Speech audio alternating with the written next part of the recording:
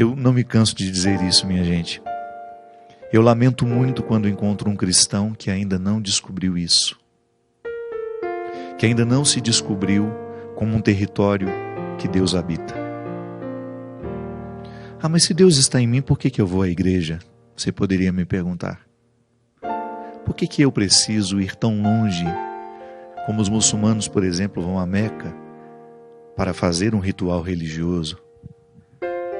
Nós acreditamos, nós cristãos acreditamos, que esse nosso deslocamento, o ir à missa, o ir ao culto, eu englobo aqui também os evangélicos que nos assistem, também os muçulmanos que nos assistem, que têm uma outra teologia, mas que também tem um Deus presente na vida deles, vão a Meca, ou o budista que se recolhe para fazer a sua meditação, que aliás nós deveríamos aprender com eles, a técnica da meditação, que para nós chama-se Lexio Divina, nós cristãos católicos, que é a leitura orante da palavra, o momento em que nós nos dispomos ao silêncio. Por que a gente faz esses deslocamentos? Justamente para a gente ir a um lugar que nos ajude a ficar em nós. Por isso que você pode sim ter a sua capelinha aí dentro de casa. Um lugar em que você se recolhe para estar com você. Porque quando você faz a experiência de estar com você, profundamente mergulhado em si, você vai ter um contato com o Senhor que lhe habita. Então nós temos este privilégio de levar Deus conosco por onde a gente vai. E essa canção fala justamente disso. Deus não precisaria de nós, mas Ele quis precisar. Já agiu com misericórdia na nossa direção. Já foi benevolente conosco, porque nos incluiu naquilo que Ele tem de mais santo, naquilo que Ele tem de mais sagrado. Pegou a nossa humanidade e preencheu com a presença do Seu Santo Espírito. Então essa ousadia cristã, de que Deus está em mim, de que Deus está em você, nos proporciona uma forma muito eficaz de evangelizar. Que não é só falar. Essa evangelização não passa somente pelas palavras. Sim, porque Deus usa meu corpo, eu estou aqui. Ele está em mim. Ele passa pelo simbólico do que eu sou. Deus chega à vida de muita gente através do meu ministério. Ele passa por mim. Eu sou apenas um instrumento, um canal, uma ponte. Mas Ele não me deixa só, Ele fica em mim. Ele continua comigo. E quanto mais o tenho, muito mais eu posso oferecê-lo. Quanto mais eu tenho a consciência deste Deus presente em mim, porque às vezes a gente fica rezando, eu já percebi que nós erramos muito nisso. A gente reza achando que aquela oração está despejando coisas em nós. Está vindo de cima, eu estou rezando e as graças estão descendo, estão sendo derramadas sobre mim. Eu prefiro pensar que quando nós rezamos, nós despertamos as graças que já estão em nós.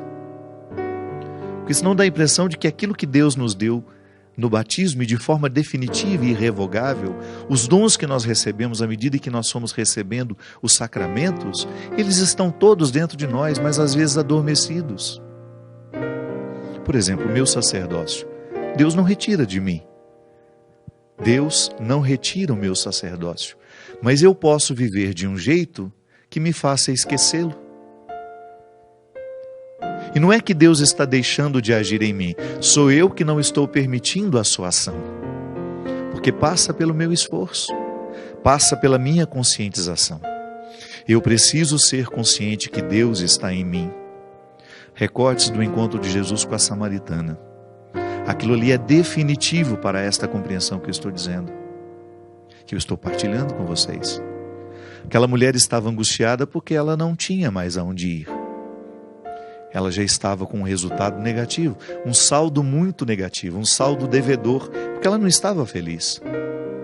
Já tinha passado por 6 maridos, 5 maridos, e aquele que ela estava atualmente não era marido dela, certamente era amante. Ela era amante de alguém. Ela não podia frequentar o templo. Ela não tinha acesso a Deus, porque naquela época acreditava-se que somente tinha acesso a Deus aquele que passava pelo exercício do altar e que o sacerdote levava a intenção. Então, se eu não podia entrar no templo para sacrificar o meu animal, eu ficava desprovido de oportunidade de estar com o Senhor. Por isso que era tão fácil segregar naquela época. E eu costumo dizer, também é fácil segregar pessoas nos dias de hoje, quando a gente olha para elas e a gente diz que elas não têm o direito de estarem ali, que elas não podem participar, que elas não são bem-vindas, por causa da vida que levam, por causa daquilo que estão escolhendo. Sim, é muito fácil a gente, em nome de Deus, afastar pessoas, jogar fora, não permitir que entrem. Mas isso não está de acordo com o encontro de Jesus e a samaritana. E eu sempre digo isso, minha gente. Preste atenção nas suas condutas. Se elas deixaram de ser evangélicas, ainda que orientadas por um padre, por um bispo, por um membro de comunidade, porque também eles erram. Se você percebe que a sua ação, ela não está sendo evangélica, se você está segregando uma pessoa porque alguém lhe autorizou a segregar, cuidado. Porque nós padres erramos. Às vezes nós também somos preconceituosos. Os bispos também erram. Somos todos humanos. E às vezes nós ensinamos nas entrelinhas a não tolerar o outro, a bani-lo quando ele nos incomoda. E isso não é evangélico, definitivamente não é evangélico. O último filtro e o definitivo para saber se nós estamos certos ou errados no trato com as pessoas é o evangelho. É a verdade suprema, manifestada e dita por Jesus, vivida por Jesus. Então aquela mulher estava religiosamente segregada. E quando ela se encontra com Jesus, é meio-dia, o sol está quente, ele está com sede, e aquele gesto maravilhoso de pedir água a alguém. Deus pedindo água a alguém. Deus em Jesus. Jesus, que é esse Deus encarnado, pedindo água a uma mulher samaritana. Claro que ela estranhou.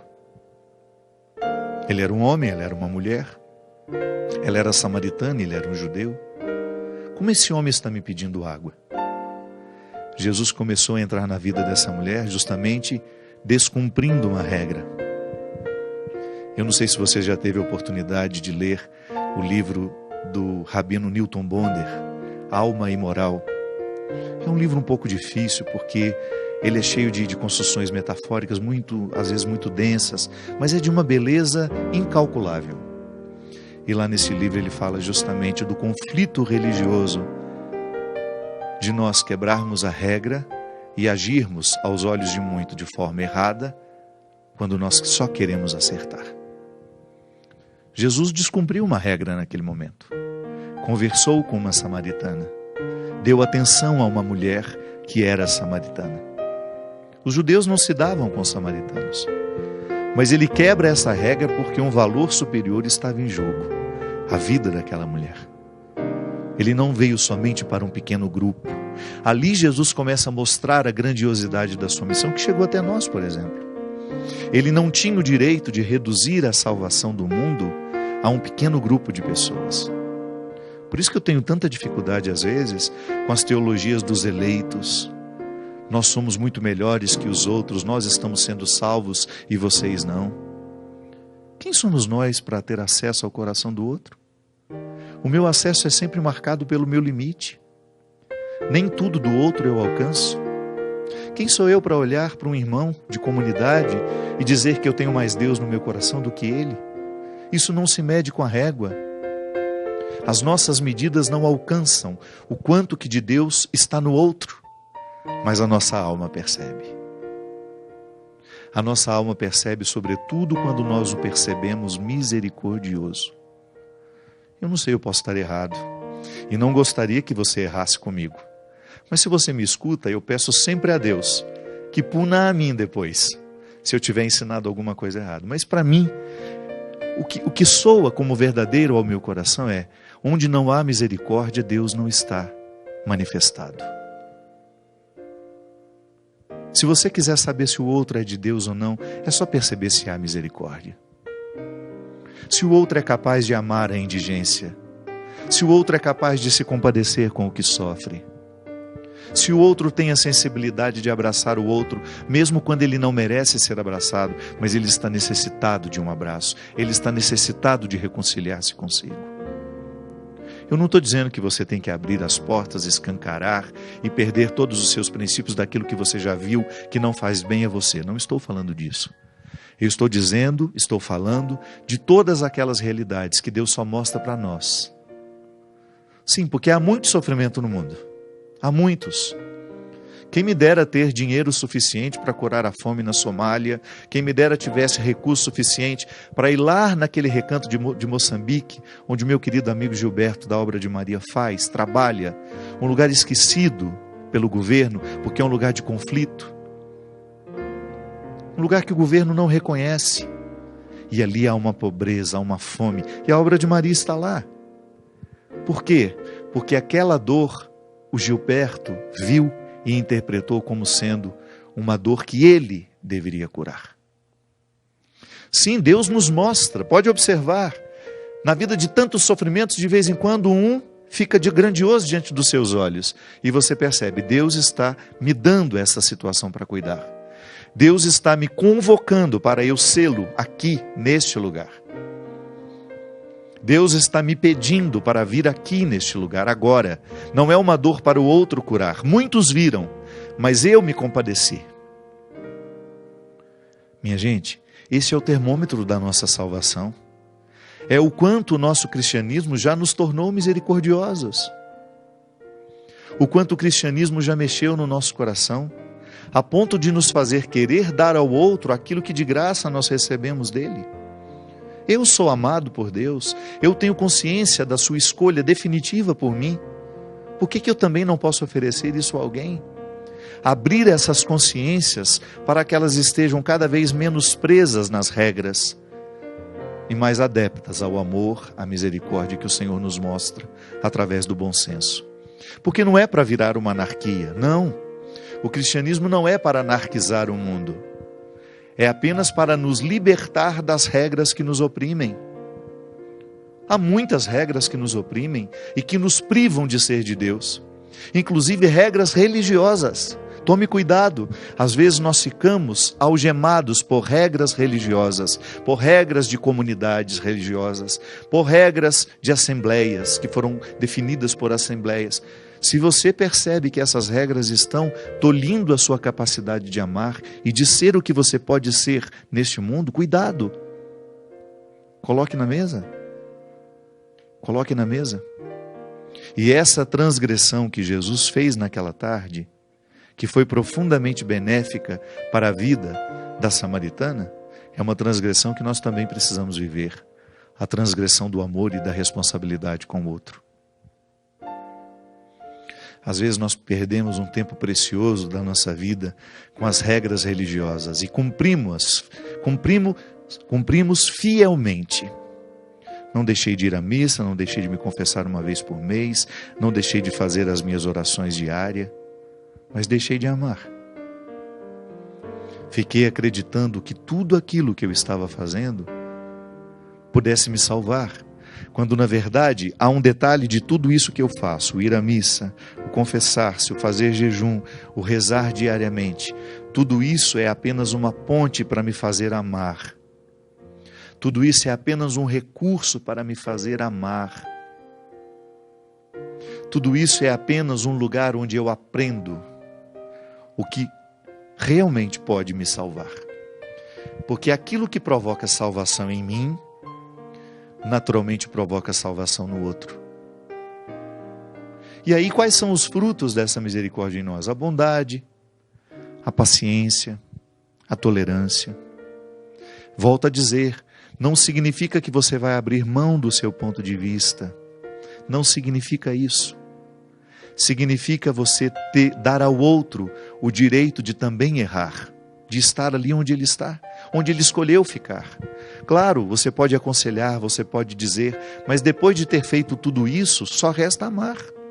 Estou aqui. Toda essa ritualidade religiosa, e você pega em qualquer que seja a religião. O nosso discurso ele tem que se abrir para a gente entender o cristianismo como uma proposta universal. Ainda que lá não chamem pelo nome de Jesus, mas se os valores cristãos já estão lá, é porque Deus já agiu mesmo sem que eles percebessem que ele agia em nome de Jesus? Quantas vezes eu vejo isso em igrejas evangélicas? Quantas vezes eu vejo isso dentro do catolicismo, a gente se reunindo e dizendo, nós somos melhores que vocês, por isso, por aquilo. Eu não tenho o direito de dizer que Jesus não agiu naquelas vidas. Eu não tenho acesso ao quanto daquelas mentalidades já está salvo por Deus. Deus não se prende ao que a gente definiu. Deus é muito mais do que as nossas definições teológicas. É por isso que a gente acredita que o processo da revelação, que terminou com a morte do último apóstolo, continua se desdobrando em nós. Sim, porque nós não conseguimos saber tudo de uma vez. E essa é a ação do Espírito no tempo, clareando as consciências, para que a gente tenha cada vez mais uma visão aprimorada do Senhor. Você deve estar acompanhando neste tempo de política quantos cristãos ofendendo uns aos outros. Essa semana eu li de uma ofensa tão horrível a um padre. O padre fez uma colocação e imediatamente uma pessoa fez uma frase grosseira, com palavrões mesmo. Aí eu cliquei no perfil que ofendeu e está lá, católico, apostólico romano, pai de fulano de tal, só Deus. Aí as frases bíblicas. Falei, gente, como é que uma pessoa que põe isso na biografia ali da rede social, do Instagram, tem coragem de ir na página de um padre, e não é a minha não, viu? É um padre que eu nem conheço. Por acaso caiu ali na minha timeline. E fez ofensas horríveis, atentando contra o sacerdócio dele, inclusive. E são certamente pessoas que não se conhecem, porque um mora lá no Maranhão, o outro mora lá no Ceará. Eu fico pensando, os que curiosos como eu, vendo aquela frase tão baixa, tão horrorosa, eu fico pensando qual é a reação de um ateu, por exemplo, que vê um padre ser ofendido, que com curiosidade vai lá na página de quem ofendeu, e está lá que ele é um católico, conservador, apostólico, romano, pai de não sei quem, papapá, e depois com uma frase bíblica. Essa contradição, ela nos desmoraliza demais. Sim, porque o nosso cristianismo tem que estar também nas nossas redes sociais. Outro dia, acho que tem mais ou menos umas 2 semanas, eu estava ouvindo um programa de rádio na Canção Nova, que eu não sei quem apresenta, é um rapaz jovem. Era por volta de 1h30, 2 horas da tarde, e a reflexão era justamente como nós cristãos lidamos com as redes sociais. E ele falava disso, né? Foi até bonitinho, porque eles fizeram um código de ética, de conduta, para a gente poder identificar se nós estamos sendo cristãos nas redes sociais. E uma das coisas que o menino chamou a atenção, não me lembro o nome dele, foi justamente como nós, em nome de um valor, a gente cai num defeito pior. Para salvaguardar um valor que nós queremos defender, nós ficamos agressivos. Nós mostramos uma face de ódio que não combina com o cristianismo. Eu, por exemplo, eu optei por não responder a nenhuma ofensa. Sabe por quê? Eu identifiquei que não vale a pena. Porque quando é claro que eu fico irritado quando eu vejo uma ofensa, quando aquilo cai diante de mim. Claro que eu fico chateado quando eu vejo um julgamento. Mas se eu faço a resposta com o mesmo tom, eu estou negando o Cristo que habita em mim. Uma coisa é você posicionar o outro, dizer, olha, concordo com o que você pensa, mas papapá, e você faz. Agora, ofender, deixar que o ódio, deixar que a intolerância venha à tona, é um contra-testemunho terrível para aqueles que nos observam. Sim, no Atos dos Apóstolos, né? O escritor fala justamente disso. Como é que nós vamos ser reconhecidos no mundo? Como é que nossas comunidades cristãs serão percebidas pelos outros sem que a gente diga nada? E ele diz, eles olharão para nós e reconhecerão. Vede como se amam. Sim, nós estamos permitindo que essa polarização que as últimas eleições criaram dentro do Brasil, nós e eles, os certos e os errados, os coxinhas e os petralhas, nós estamos permitindo que esses discursos de ódio nos façam esquecer que nós somos cristãos. Escolha o seu candidato, você é livre para isso. E nós, como padres, nós somos recomendados a não ficar dizendo, não ficar orientando nomes. A gente pode orientar, esclarecer o que devemos fazer. Vamos votar com consciência, vamos prestar atenção nos deputados de maneira muito especial, que nós queremos colocar na Assembleia. É um tempo que eu pessoalmente acho que deveria ser de renovação. Nós não deveríamos ficar insistindo naqueles que já estão com fichas sujas. Então pesquise bem o candidato que você vai votar, veja se ele não tem nada na justiça eleitoral lá, se o TSE, se não tem nada de errado com aquela criatura, se ele não roubou, se ele não fez isso, decida sim. Eu, pessoalmente, adotei a conduta que a igreja me pede, de não ficar dizendo nome. Já errei muito em dizer nome. Não quero. E às vezes as pessoas ficam querendo. Vocês têm de se posicionar, dizer, não, nós temos que ser cristãos. Eu não quero entrar nesse jogo de ódio que está aí. Não quero porque eu preciso ter saúde emocional. Essa rede social que está polarizando o ódio, ela está adoecendo as pessoas. Tem muita gente, inclusive ontem passei por um psiquiatra porque eu estou aqui administrando os meus conflitos e eu não vivi bem esse mês de setembro. Tanto é que vocês até perceberam que eu não estive em alguns programas aqui. Semana passada eu estava pronto para vir e não consegui sair de casa. Eu tenho esse limite. E dizem que ele é muito pesado para mim. Só não permito que retire a minha alegria, o meu humor, quando eu preciso estar com vocês. Não quero.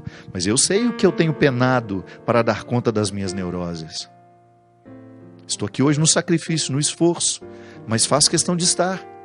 Então eu tenho o direito sim de me preservar deste mundo polarizado. Eu sei que faz mal.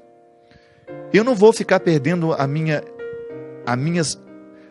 saúde emocional discutindo com pessoas que nem sabem quem são, que a maioria desses perfis que agridem, que fazem isso, não tem nome.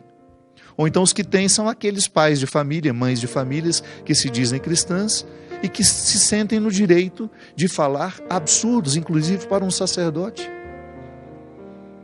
Porque estão defendendo uma causa, acabam caindo num erro pior. E eu entendo, minha gente, às vezes nós não temos o esclarecimento necessário, às vezes a gente ainda não fez a leitura deste encontro de Jesus com a samaritana, às vezes ainda não tivemos o coração libertado para entender que não é só a regra que nos salva. Às vezes as pessoas ainda estão acreditando que ir à missa todo dia, que receber a comunhão todo dia e depois ir lá ofender, está tudo certo. Não.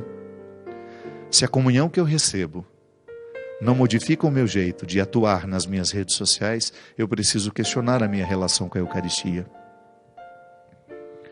Se o meu contato com a palavra de Deus que me orienta, que é a luz para o meu caminho, não está sendo suficientemente forte para me colocar nas redes sociais ou no convívio com os outros, porque hoje se fala de política, sai até tapa se deixar numa mesa de jantar, numa mesa de almoço, porque está todo mundo dividido. Se nós não somos capazes de permitir que o nosso cristianismo derrame paz sobre tudo isso, nós precisamos questionar a maneira como nós estamos participando da missa, da confissão, do jejum, da oração.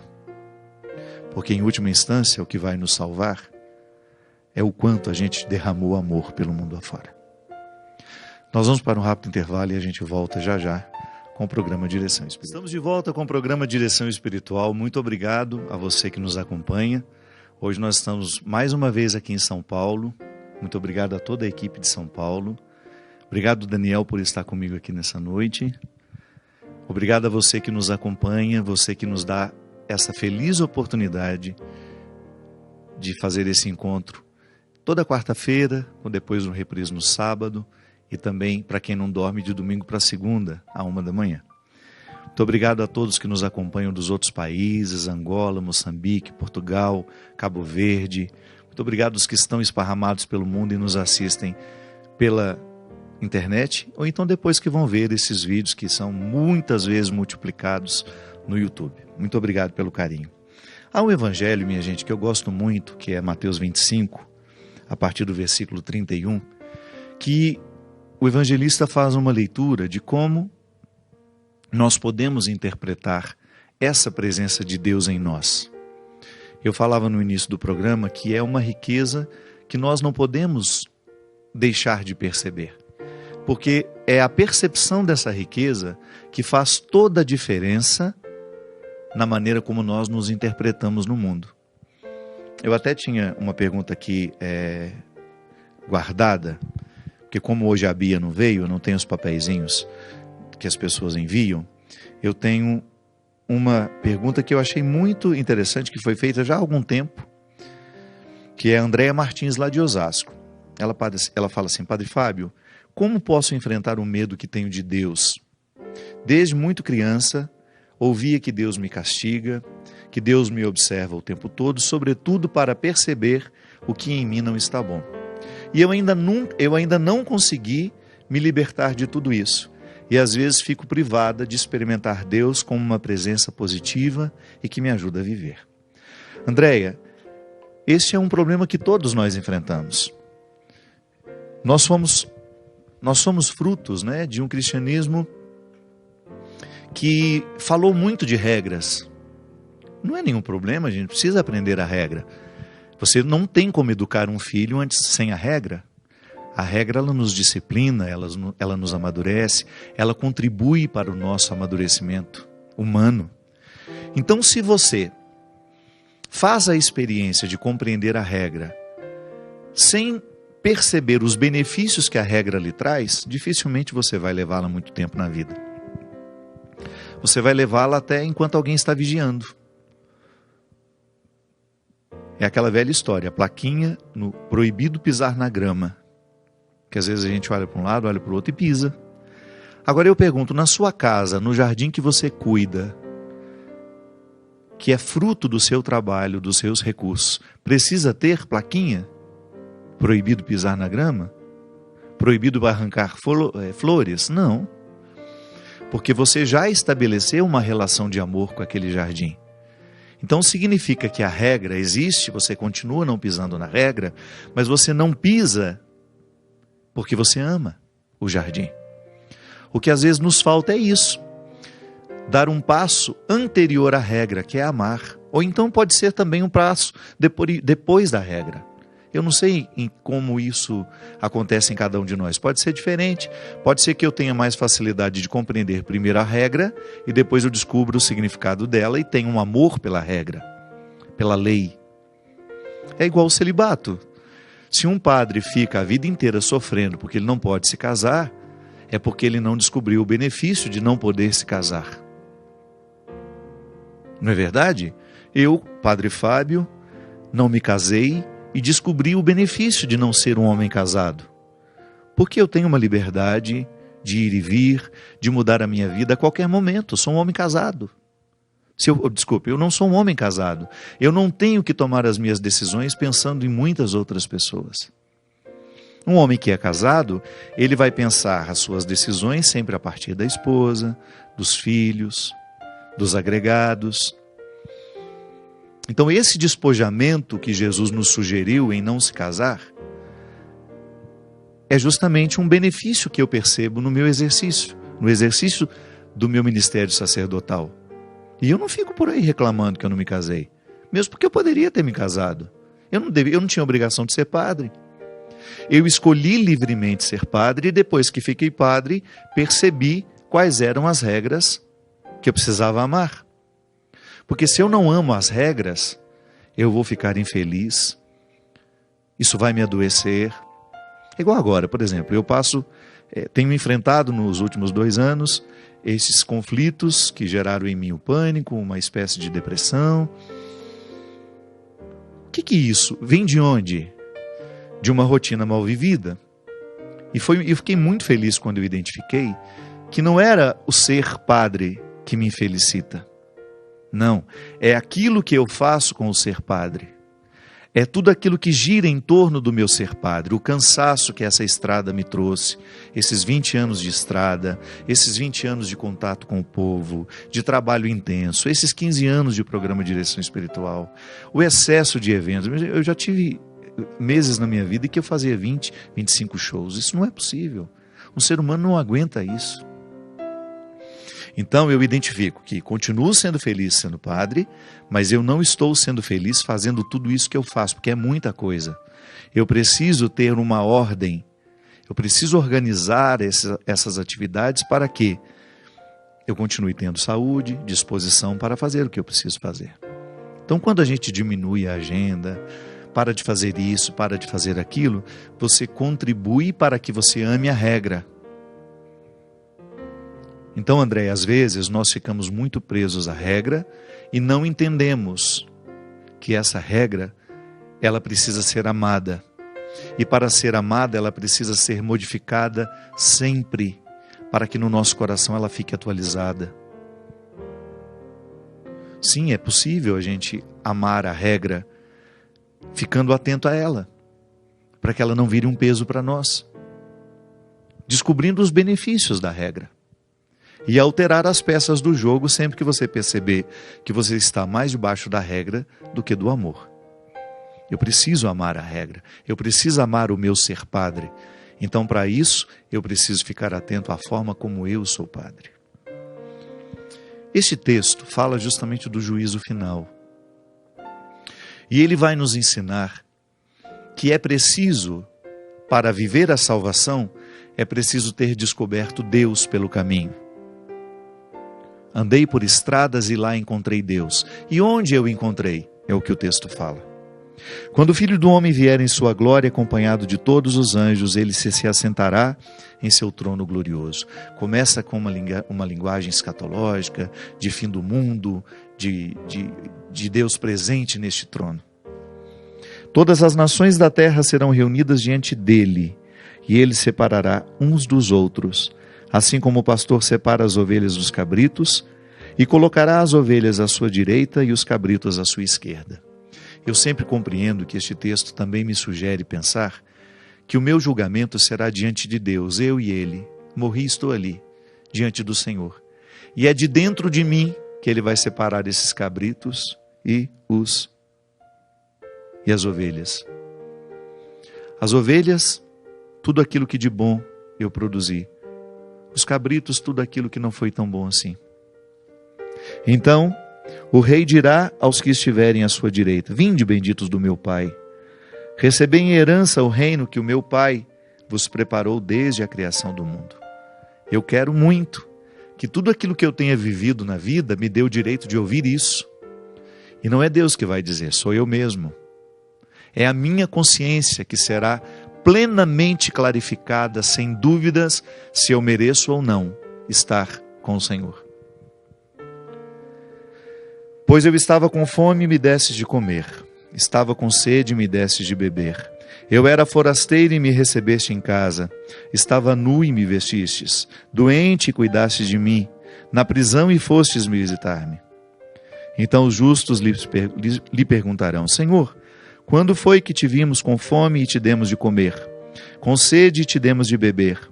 Quando foi que te vimos como forasteiro e te recebemos em casa, sem roupa e te vestimos? Quando foi que te vimos doente ou preso e fomos te visitar? Então o rei lhes responderá: em verdade vos digo, todas as vezes que fizestes isso a um destes mais pequeninos, que são meus irmãos, foi a mim que o fizestes. Veja bem, aqui nós temos a plenitude da revelação. É Jesus não deixando mais dúvida de que ele está nos dois lados da compaixão. Naquele que recebe a compaixão, porque ele acaba de dizer: toda vez que vestires alguém que está nu, toda vez que alimentares alguém que estiver com fome, é a mim que o fazeis. Então eu exerço o papel de ser este Deus que oferece, mas Deus também está naquele que recebe. Em nenhuma das condições Deus se ausenta. Não é lindo isso, minha gente? É um encontro de um Deus fragilizado e de um Deus possibilitado. Aquele que serve está movido pela graça, porque Santo Agostinho dizia isso também. Eu não tenho como amar se antes eu não tiver sido amado. Eu só posso oferecer aquilo que Ele me deu. Então a caridade é sempre um gesto pleno de Deus. Porque até o gesto de amor, para que eu seja capaz de fazê-lo, eu preciso estar imbuído pela graça de Deus. Eu não sou capaz de amar por mim mesmo, com essa capacidade de doação. Eu posso, às vezes, quando não estou movido pela graça de Deus, eu posso ser mesquinho através do meu amor. Eu posso aprisionar o outro em nome do meu amor. Mas quando eu não tenho obstáculos no coração e Deus é plenamente presente em mim, toda a sua graça me move. Então, aquele que está recebendo tem a presença de Deus, porque Deus está naquele que necessita, e aquele que oferece também tem a presença de Deus, porque Deus está naquele que oferece.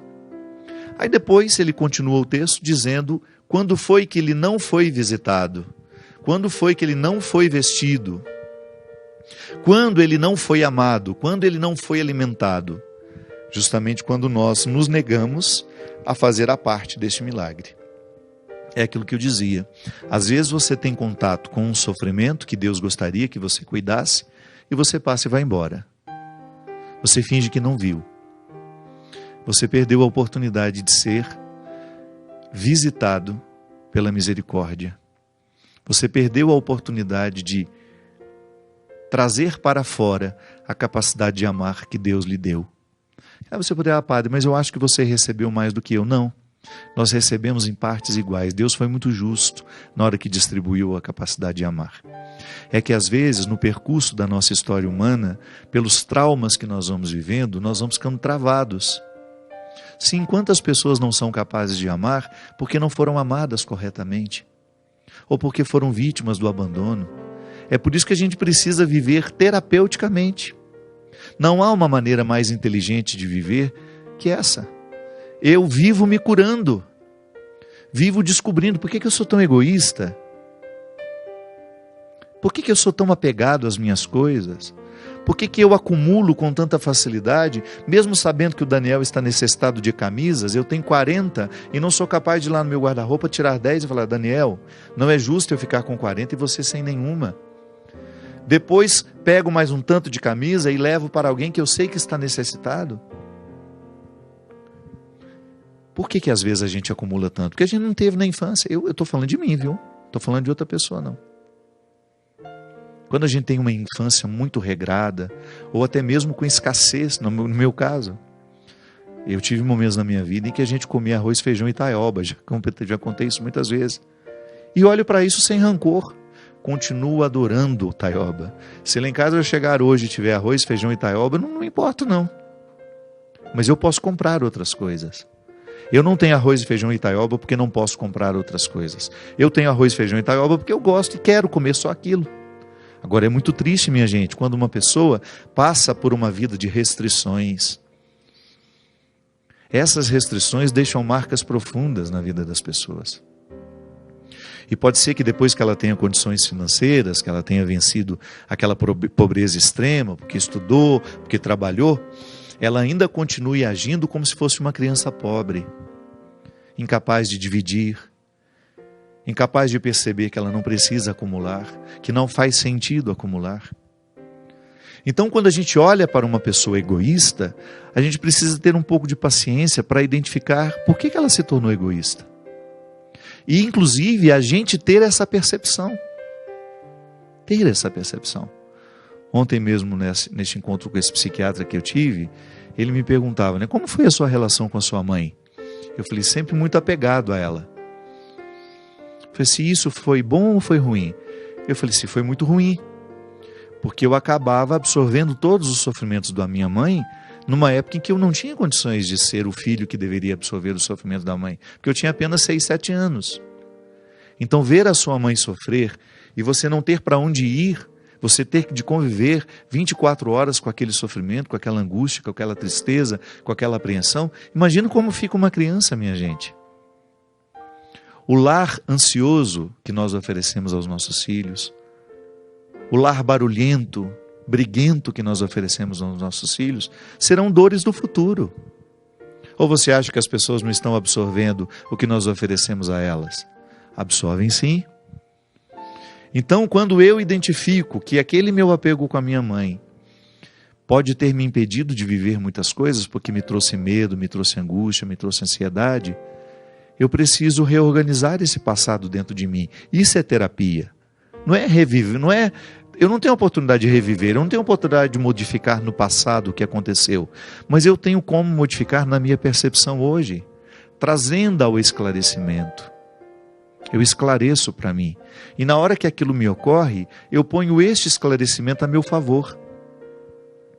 Opa, não faz sentido ter 50 camisas, 60 camisas, enquanto o outro não tem, porque eu posso comprar outras se eu quiser.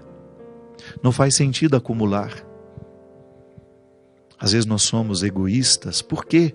Porque foram egoístas com a gente também. Porque não nos deram o devido espaço. Às vezes nós somos ciumentos porque a gente teve pouco demais.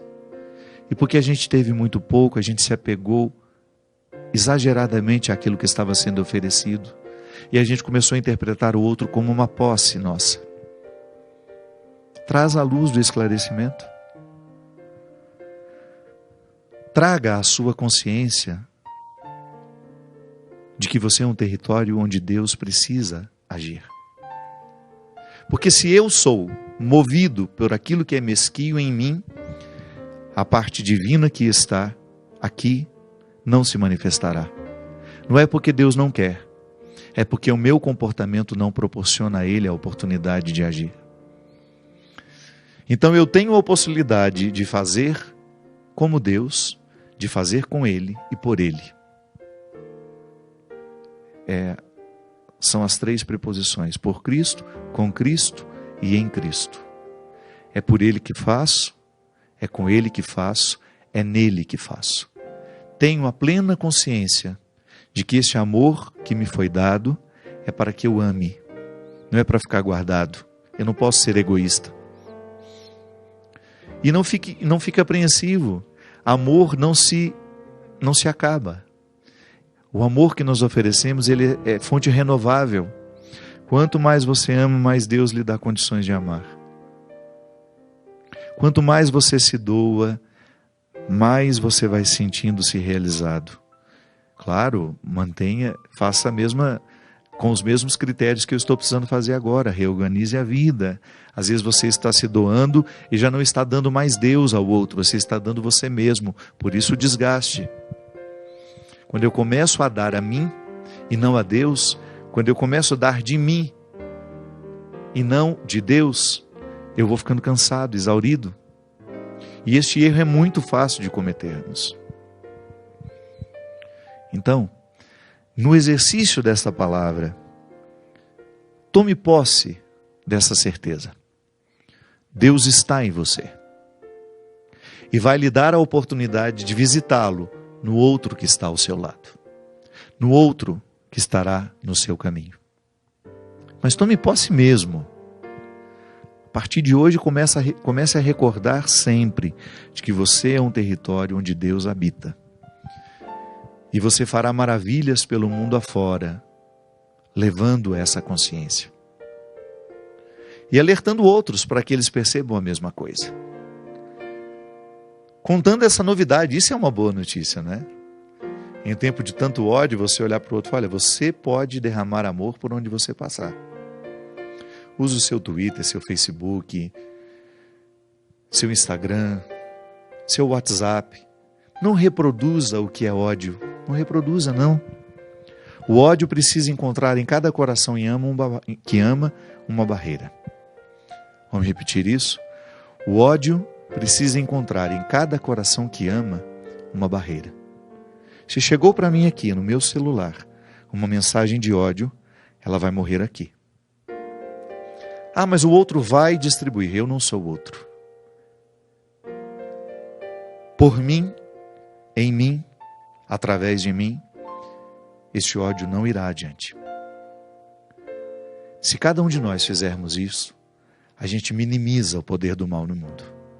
O problema é que a gente acha aquilo engraçado e imediatamente a gente envia, imediatamente a gente replica, e aquilo quem vai receber também vai viver a mesma fraqueza, e nós vamos perdendo a oportunidade de derramar amor pelo mundo, porque o ódio sempre encontra a nossa parceria. Que Deus derrame sobre nós a sua bênção, que Ele nos conceda a graça de modificar nas estruturas de mundo que estão diante de nós, transformando-as em amor, em misericórdia, em tolerância. Este Deus que é Pai, Filho e Espírito Santo.